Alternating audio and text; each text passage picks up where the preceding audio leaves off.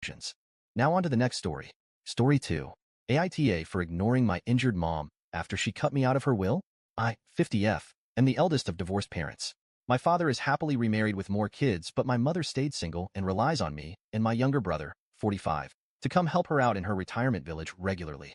It's a flight and a rental car to get to her, so it's kind of a pain. What makes it worse is that my younger brother, who is single with no kids, will never go down when she needs something, only when it aligns with his schedule. So he'll go down during his summer vacation and then help with things like moving furniture or taking her car in to be serviced. However, if it's an emergency of any kind, it's all on me. I'm married with kids in school and a decent career and a side gig, but all hell breaks loose if I don't go. Passive-aggressive texts, relatives pestering, etc. When I ask if anyone else could step in, the answer is always, but you're the one she wants. How big a deal can this be? This woman is the most accident and illness-prone human you'll meet. And it's all for real. In the last few years, it's been a head-on car collision, cancer twice, another car accident, T-boned, and pneumonia. She wasn't like this growing up, just since retiring. So even staying the least amount of days, to the point of having to go back once when the caregiver I found flaked. I've burned through PTO, cashed in savings, left the kids to have milestones without me.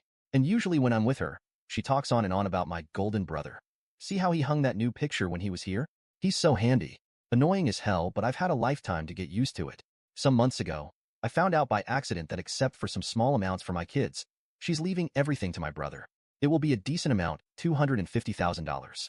I was so perplexed and admittedly hurt. She refused to talk to me about it, hung up on me and ignored texts, so I was stuck trying to figure out what I did to make her decide to do this. Eventually, one of her siblings told me that it was to ensure my brother can retire comfortably. He's always worked low-wage jobs. However, he has few expenses because he lives completely free with a wealthy relative who has a large home that he will also be inheriting. Recently, she had another accident and called me to help. I got the call from the hospital and then her rehab center because even though my brother is her medical POA, I'm always the name and number she gives out. When I didn't say I'd be coming, she sent texts complaining of how hard it is to not be able to drive or do many things and push for my travel plans. My love for her and care for her was never based on money. She's my mom, but I ended up telling her I couldn't come down. I couldn't bring myself to do it. I know she's in pain and struggling. I know that her siblings and friends are too old and too far to be much help. But in a moment of spite, I told her to get my brother to do it, and of course she defended him and added that he couldn't, as a guy, help with some things. My spouse says I'm in the right, that I've prioritized her needs all my life, and even if it's because of the will, it was past time for me to stop doing everything. But others, especially family, can't understand why I haven't gone down yet, and I end up feeling so disappointed in myself. Mom sends me, woe is me texts about how she will manage without me even though everything's a struggle. The injuries are legitimately difficult. Now she's sending texts about how she understands I'm too busy, and she'll call the youngest of her siblings, 67F, if she has to. Now on to the next story. Story 3. AITA for slapping a woman that was protecting my baby. I, 31M, Tim, and my wife 29F, Ashley, welcome our healthy baby boy, Ned, into the world 6 months ago. Her brother, Mike, is a 24M with special needs. He has had many medical issues since birth and is different than most people. However, he is the kindest and most fun person to be around, especially when he is talking about sports. When Ned was born, Mike was very hesitant in holding him, but was very curious about him. This last month, Mike actually wanted to hold Ned. My wife and I were thrilled. We do have rules in place for him holding Ned, but Mike likes the rules. Mike needs to be sitting down and my wife, Mike's parents, or I need to be around. This is mainly in case Ned gets fussy, we can take him from Mike, so he doesn't get overwhelmed. A week ago, Ashley's cousin Don's daughter Lily graduated high school and was throwing a party with her best friend Anna. We know both of the girls and wanted to go celebrate with them.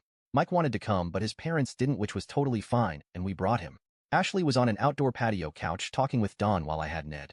I was talking to a coworker that happened to be a friend of Anna's family. Mike came up and asked to hold Ned, which we went over to Ashley and he sat down.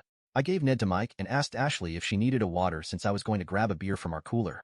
I went to get the drink and was talking with my coworker when a woman, Karen, started screeching saying, "He shouldn't be touching that baby." We live in a place heavily influenced by certain religions, and she was saying how someone like Mike shouldn't be holding babies. She was screaming that Mike would drop Ned and hurt him, and how is everyone just ignoring it? Ashley asked the woman to stop yelling and stood up standing in the view of the Karen for Mike. She was telling Mike he was fun, but the woman kept screaming that he was going to hurt Ned. This got Mike flustered, in turn made Ned start to cry. Ashley took Ned from Mike, who instantly was covering his ears. I started heading towards them when Ashley was asking the woman to stop and leave them alone. Karen responded with, "How could a mother let an abomination from God hold onto an innocent baby? He's going to hurt the baby now and in the future." As she is yelling, she was getting closer to my wife and pointing at Mike over and over. Before I reached her, my wife turned and slapped the woman across the face. Karen stopped yelling for a moment, and I came up and took Ned from Ashley. Some man came over and grabbed the Karen who was freaking out that Ashley had hit her. Ashley told Karen if she keeps yelling that she would give her a black eye to go with the handprint on her face. Don was able to help get the Karen away from us. Ashley had to lift Mike off of the couch and guide him to the car so we could leave. I grabbed Ned's stuff and went to the car where Mike was crying and apologizing for hurting Ned. Ashley was crying and telling him he did nothing wrong. I drove to my in-laws and told them everything. Mike was able to get into a therapist the next day and has been going every day. In the middle of the week, my wife went to talk with Lily, and Anna happened to be there as well. Ashley felt bad that their party got ruined, and Anna was apologizing that her aunt did that. Ashley had gotten the girls' massage certificates to apologize and help them celebrate going into college. Anna tried not to take it, but my wife insisted. It wasn't Anna's fault that the adult Karen acted the way she did. Currently, Mike is still going to therapy, but the therapist said an event like this can take some time. He will come around Ned and is happy to see him, but won't ask to hold him. If you ask Mike to hold Ned, he will quickly say no and leave the room. Taking some commenters' advice, we are going to try just hanging out with Mike on a blanket on the floor with Ned to see if it helps him be more comfortable. Karen has found Ashley on social media and has messaged her along with some friends and family. From what I gathered, she is only telling people she was protecting the baby and my wife hit her for no reason. She has threatened to sue, but as of today hasn't done anything.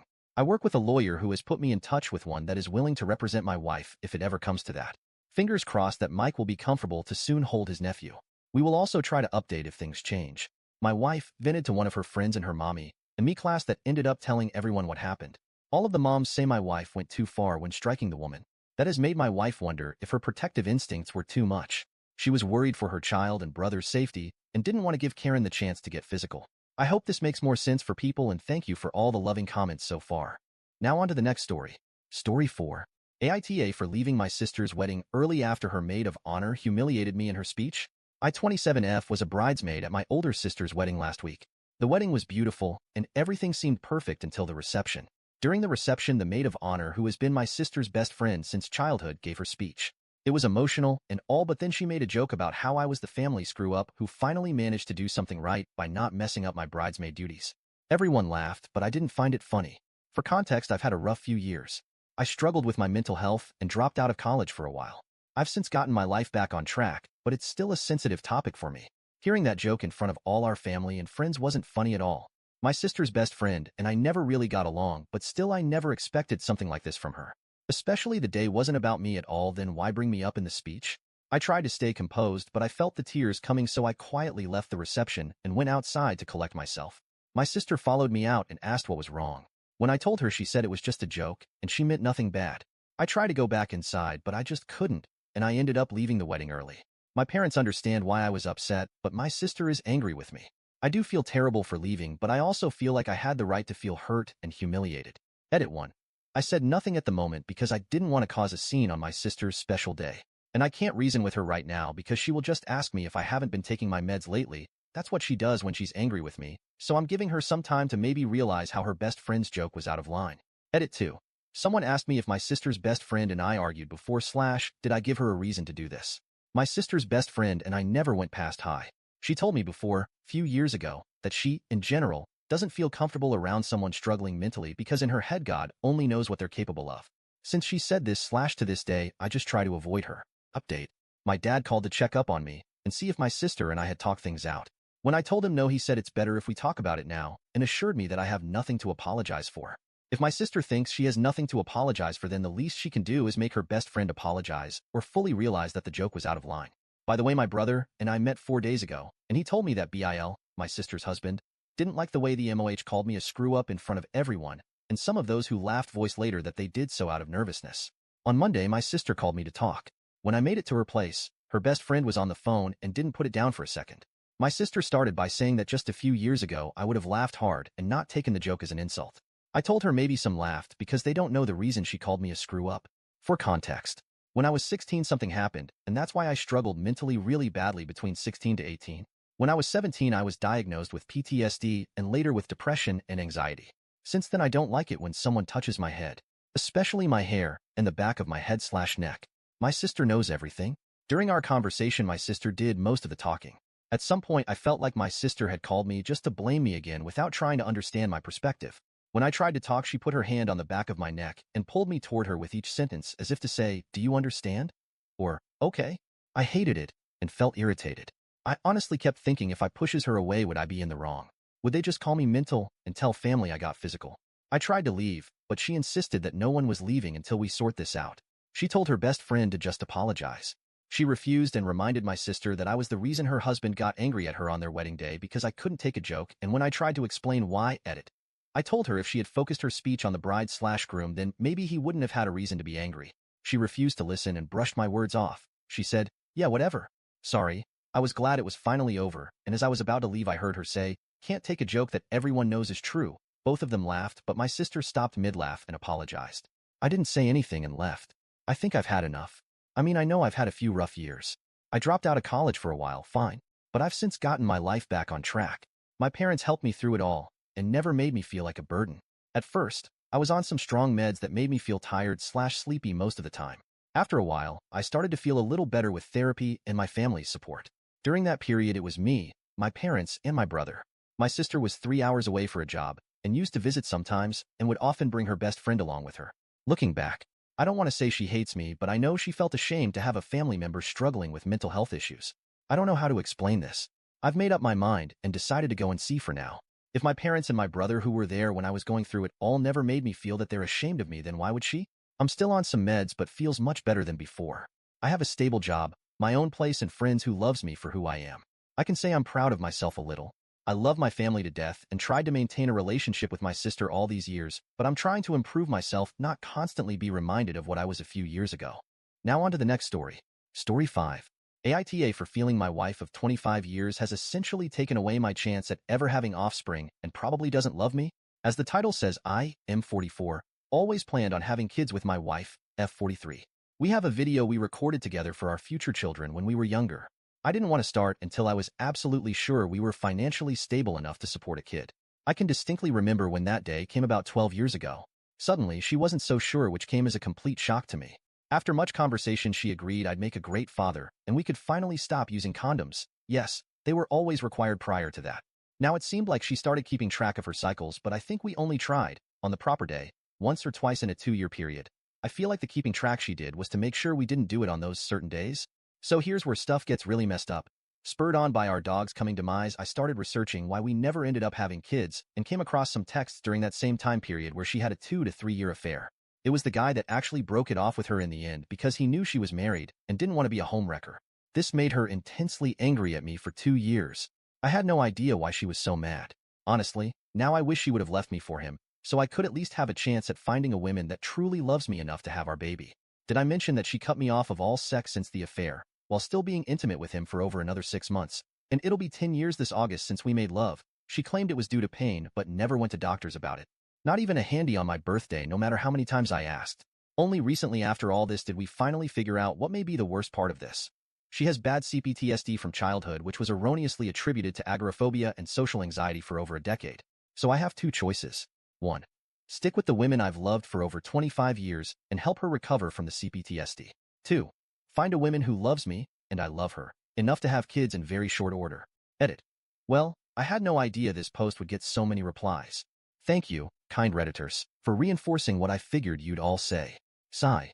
I'll read all the messages and reply when I'm back home in a couple of hours. Edit 2. So I'm seeing lots of questions about why I didn't do more during the last 10 years. I've answered some of that in the comments, see below, but I think it's important I point out that I was trying to fill that hole in my heart for kids with pets.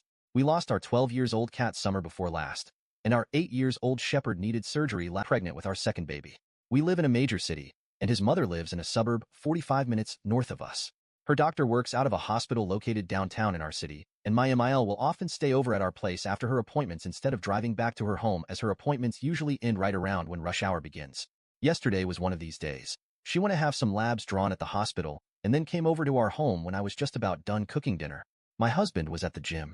I had a long day yesterday. I felt absolutely exhausted from pregnancy and chasing my toddler around all day. We were running low on groceries with not a lot of dinner options, so I was planning to make a really easy dinner of spaghetti with frozen meatballs. But when I went in the kitchen to start cooking, I realized that we were actually out of the meatballs I thought we still had. It was too late to go to the store to get something else to make. My kid was already acting hungry, and I was starving and exhausted. So I just thought, well, I guess we don't need to have protein with every single meal and made the pasta without meatballs. When Maya Mael saw me putting my son in his seat and serving him his food, she said, "Just pasta?" And I said, "Oh yeah, I totally forgot I used up all our frozen meatballs until I was already cooking, so it's a meatless dinner night." And she said that she wished I would have texted her, and she would have grabbed me meatballs from the store on her way so that her grandson and her grandbaby-to-be could have a real dinner. This really irked me as his meal was a real dinner, and it's not like I don't serve him protein. He had protein with breakfast and lunch yesterday. I also don't like how she referred to her grandbaby-to-be getting a real meal as I'm pregnant, and so it's obviously me who has to eat in order to nourish the baby. It's me that's not getting a real meal, according to her logic.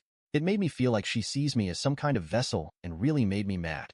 I told her that maybe she's uneducated with how much protein humans actually need, and there's nothing wrong with our dinner. She immediately got very upset that I called her uneducated when she's raised 3 boys and she knows what growing boys need to eat, and told me I should try and plan harder next time. This last comment sent me over the edge, and I yelled at her to get out of my house if she's just going to shit all over my mothering abilities, and that she needs to stop using our place as a home base in the city when she has her appointments if she's going to make comments like that. She left in a huff, screaming about how she couldn't believe I was kicking her out over some constructive criticism before she even got to spend time with her grandson. I told her I'm not looking for any type of criticism from her. She called my husband and said I went on a hormone-induced rage, and kicked her out because I couldn't deal with being called out on not serving my son a proper dinner, and said she wants to keep coming over after her appointments. My husband wants both of us to apologize to each other to make peace. But I told him I'm not some elementary schooler who's going to be forced to apologize when I didn't do anything wrong just to make the issue go away. Now he's mad at me too, and I'm wondering if I actually didn't do anything wrong.